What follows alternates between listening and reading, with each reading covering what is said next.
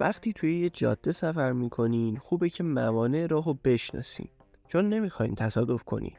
مگه نه؟ همین مسئله توی سفر ما به سوی موفقیت هم صدق میکنه.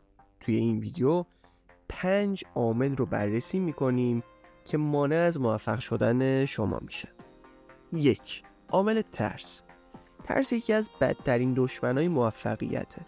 وقتی که ترس ریشه های حساس خودش رو دور شما میپیچه و شما رو به اسارت خودش در میاره، هرگز قادر نخواهید بود که به رویاهای خودتون برسید.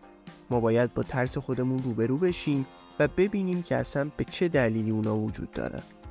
اونا رو به گوشه‌ای پرتاب بکنیم و رویاهای خودمون رو با اشتیاق شکست ناپذیر دنبال کنیم. 2.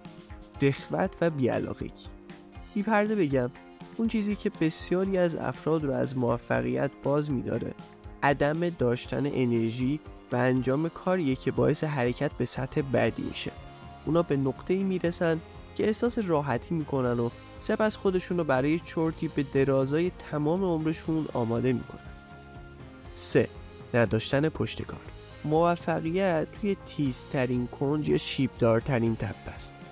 پشتکار داشته باشین، ادامه بدید، یک تپه دیگه، یک گنج دیگه. بدبینی. نکته اینجاست که میتونید به هر چیزی که باور دارید برسید. از خودتون بپرسید که چه نوع افکاری رو با خودتون حمل میکنید. آیا خوشبین هستین یا بدبین؟ اگه باور ندارین که میتونید برسید، پس نخواهید تونست. 5. انتخاب افراد نامناسب برای گذراندن وقتتون. این عادت ما رو به راحتی تبدیل به محصولی از محیط میکنه. به همین خاطره که گذروندن وقت با کسایی که به شما فشار میارن تا به عقب برنگردید اهمیت بسیاری داره.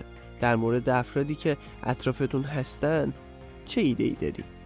آیا این افراد با صلاحیت هستن که شما رو تشویق میکنن یا مانعی در راه موفقیتتون هستن؟